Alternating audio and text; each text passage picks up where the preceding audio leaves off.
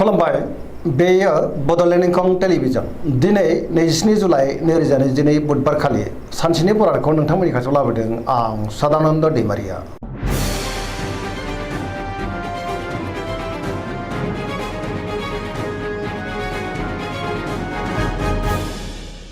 सिगां फरायनो लादों मेष राशि गिबि हांखो अ ल।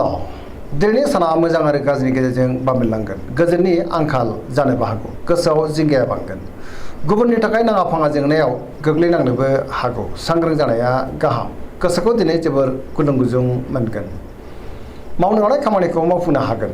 देहाया मोजाङै थागोन। अब्लाबो नाथाय जानाय लोंनायाव सांग्रां जानांगोन। रांखावरियाव मोजां नाथाय खरसाया बांगोन। बेफार फालांगियाव मोजां होनजायो। समाजाव मान मोननो हागोन। न'खराव बिसि फिसायनि गेजेराव एना एनि फैनोबो हागौ।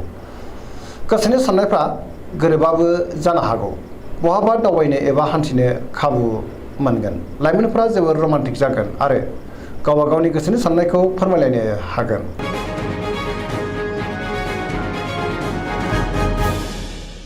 वृष राशि गिबि हांखो इ उ ब। दिनैनि साना जोबोर मोजां। गुबुननि हेफाजाब मोननानै गोसोखौ दिनै जोबोर गोजोननाय मोनगोन। माबा मोनसे गोदान खौरां मोननोबो हागौ। गोसोआव बोलो बांगोन। मावनो लानाय खामानिखौ थि समावनो आरो गोरलैयैनो मावफुंनोबो हागोन। समाजाव मान मोनगोन। रांखावरियाव मोजां मोननो गोनांखौ मोननो हागोन। बेफार फालांगियाव मोजां होनजायो। गोबां मुलाम्फा मोनगोन। आयाबो बांगोन। बहाबा थाङोब्ला दिनै जोबोर मोजां आरो मोजाङैनो हान्थिनोबो हागोन। न'खराव बिसि फिसायनि गेजेराव अनलायनाय फैगोन। बिदा फंबायजों मोजां सोमोन्दो थागोन। देहायाबो दिनै मोजाङै थागोन। सेंग्रा सिख्लाफ्रा जोबोर रमान्टिक जागोन आरो गोसोनि साननायखौ फोरमायलायनो हागोन। फरायसाफ्रा दिनै फरायनायाव गोसो दुंखांगोन। बहानिफ्रायबा हरखाबै मोजां खौरां मोननोबो हागौ। पजिटिभ एनार्जिनि गोहोमबो गोग्लैगोन।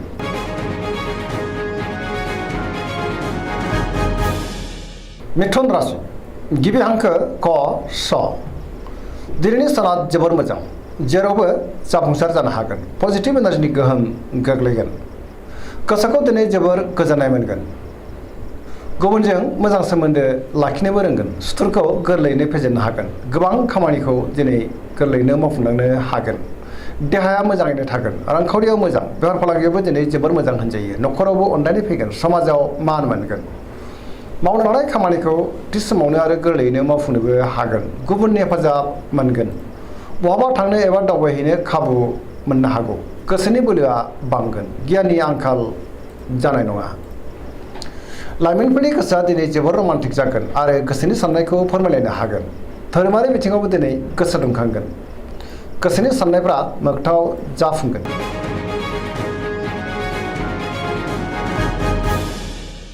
कर्कट राशि गिबि हांखो ड ह। दिनैनि साना बारा मोजां नङा। गोसोखौ दिनै जोबोर उसुखुथु मोनगोन। मावनो लानाय खामानिखौ मावफुंनो हागोन। रांखावरियाव बारा मोजां नङा। नाङा फाङा खरसाया बांगोन। बेफार फालांगियाव बारा मोजां नङा। गोबां खहा जालांनोबो हागौ। सांग्रां जानाया गाहाम। मोननो गोनां धोनखौ दिनै मोननो गोब्राब जागोन। देहाया मोजाङै थागोन। गुबुननि हेफाजाब मोननो हागोन। गुबुननि गोसोखौबो बोनो हागोन। न'खराव बिसि फिसायनि गेजेराव अनलायनाय फैगोन। बिदा फंबायजों मोजां सोमोन्दो थागोन। गोसोनि साननायफ्रा नाथाय देबोर नांनो हागौ।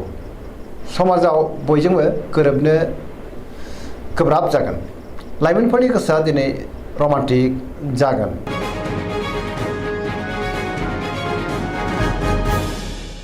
सिंह राशि गिबि हांखो म ट। दिनैनि साना जोबोर मोजां। मोनफ्रोमबो बिथिङावनो सांग्रां जानो रोंगोन। बयजोंबो अनजागोन आरो अनसायजागोन। गोसोखौ दिनै जोबोर गोजोननायबो मोनगोन। पजिटिभ एनार्जिनि गोहोम गोग्लैगोन। पजिटिभ साननो रोंगोन। सोरबा गोजाम लोगोजों बहाबा लोगो मोनज्लायनो हागौ। मावनो लानाय खामानिखौ थि समावनो आरो गोरलैयैनो मावफुंनोबो हागोन। सिगांनि बबेबा आद्रा खामानिखौबो दिनै मावफुंनो हागोन। गोसोआ दिनै जोबोर रमान्टिक जागोन। रांखावरियाव जोबोर मोजां। गोबां धोन आरजिनोबो हागोन।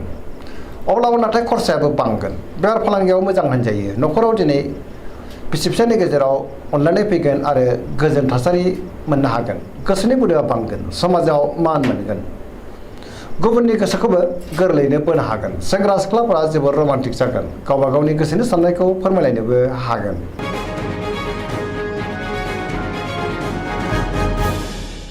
कन्या राशि गिबि हांखो प ट। दिनैनि साना बारा मोजां नङा। गोसोआव गोनो गोथो साननाय फैगोन। गोबां रोखोमनि जेंनाजों मोगा मोगि जानांनो हागौ। रांखावरियाव जोबोर मोजां, बेफार फालांगियाव जोबोर मोजां, गोबां मुलाम्फा मोननो हागोन। सोरबा गोदान सुबुंजों बहाबा लोगो मोनलायनो हागौ। न'खराव अननानै फैगोन। फरायसाफ्रा दिनै फरायनायाव गोसो दुंखांगोन आरो मोजां फिथाइ मोननोबो हागोन। सेंग्रा सिख्लाफ्रा जोबोर रमान्टिक जागोन आरो गावबा गावनि गोसोनि साननायखौ फोरमायलायनोबो हागोन। देहाया मोजाङै थागोन। गोसोनि साननायफ्रा नाथाय देबार नांनो हागौ। गोजोननि आंखाल जानोबो हागौ। गोसोखौ दिनै जोबोर उसाव बादाव मोनगोन। नेगेटिभ एनार्जिनि गोहोमबो गोग्लैनो हागौ। सांग्रां जानांगोन।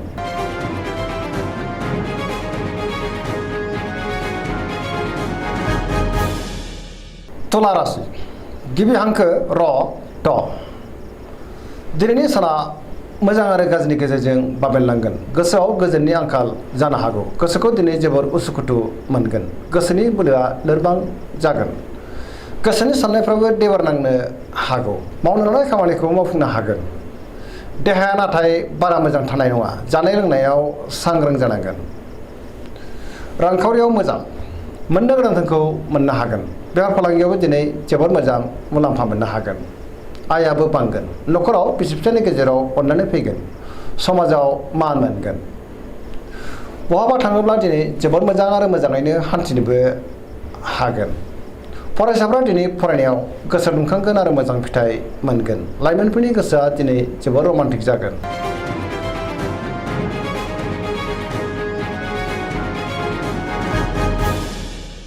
वृश्चिक राशि गिबि हांखो न स। दिनैनि साना मोजां आरो गाज्रिनि गेजेरजों बाबेनलांगोन। गोसोनि बोलोआ बांगोन। लोगोफोरनि हेफाजाबखौ मोननो हागौ। सोरबा गोजाम लोगोजों बहाबा लोगो मोनज्लायगोन आरो बाख्नाय जानोबो हागौ। गोसोआव गोग्गो आरो गोथों साननाय फैगोन। मावनो लानाय खामानिखौ थि समावनो मावफुंनो हागोन। गोसोनि साननायफ्रा जाफुंगोन। बहाबा हान्थिनो एबा दावबायनो खाबु मोननो हागौ। समाजाव मान मोनगोन। देहाया बारा मोजां थानाय नङा। जानाय लोंनायाव सांग्रां जानांगोन। रांखावरियावबो बारा मोजां नङा। आयनिख्रुइ खरसाया बांसिन जानो हागौ। देहाया मोजाङै थागोन। गुबुननि थाखाय मोजां खामानि मावनानै होनोबो हागोन। फरायसाफ्रा दिनै फरायनायाव गोसो दुंखांगोन आरो मोजां फिथाइ मोनगोन। लाइमोनफोरनि गोसोआ दिनै जोबोर रमान्टिक जागोन आरो गावबा गावनि गोसोनि साननायखौ फोरमायलायनोबो हागोन।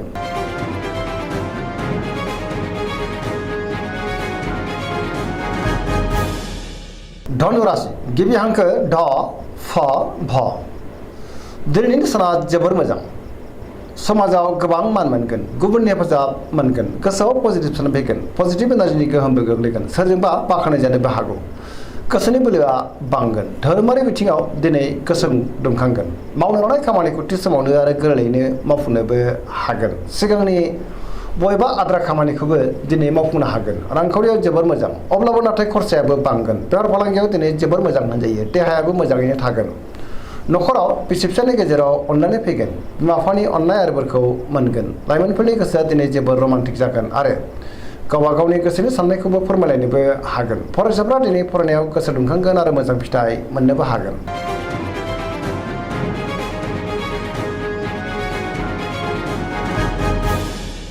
मकर राशि गिबि हांखो ख ज। दिनैनि साना बारा मोजां नङा। गोसोखौ दिनै जोबोर उसुखुथु मोनगोन। बहानिफ्रायबा हरखाबै गाज्रि खौरां फैनोबो हागौ। देहाया मोजाङै थागोन। गोसोनि साननायफ्रा जाफुंगोन। रांखावरियाव बारा मोजां नङा। मोननो गोनांखौ दिनै मोननो गोब्राब जागोन। बेफार फालांगियावबो बारा मोजां नङा। गोबां खहा जालांनोबो हागौ। सांग्रां जानांगोन। गुबुनाबो खहा खालामनो नाजागोन। मावनो लानाय खामानिखौ मावफुंनो हागोन। गोसोआव गोनो गोथो साननाय फैनो हागौ। लाइमोनफोरनि गोसोआ दिनै जोबोर रमान्टिक जागोन। फरायसाफ्रा फरायनायाव गोसो दुंखांगोन आरो मोजां फिथाइ मोननोबो हागोन।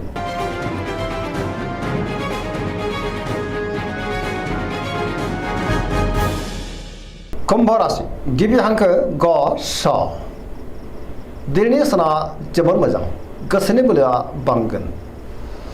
सोरनिबा बाख्नायनाय मोननो हागौ। गोसोखौ दिनै जोबोर गोजोननायबो मोनगोन। मावनो लानाय खामानिखौ थि समावनो आरो गोरलैयैनो मावफुंनो हागोन। बहानिफ्रायबा हरखाबै मोजां खौरां फैनोबो हागौ।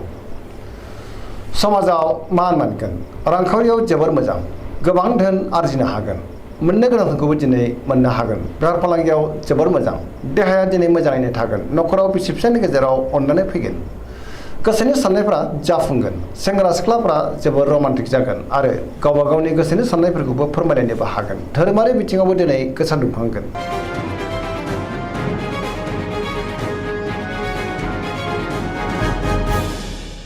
मीन राशि गिबि हांखो ड स। दिनैनि साना जोबोर मोजां। गोसोखौ जोबोर गोजोननाय मोनगोन। गोसोआव पजिटिभ साननाय फैगोन। गोजोननि आंखाल जानाय नङा।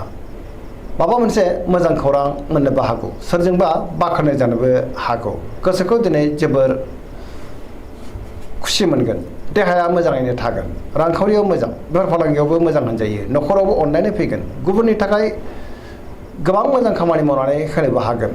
गोसोआ दिनै जोबोर रमान्टिक जागोन आरो लाइमोनफोरा गावबा गावनि गोसोनि साननायखौ फोरमायलायनोबो हागोन।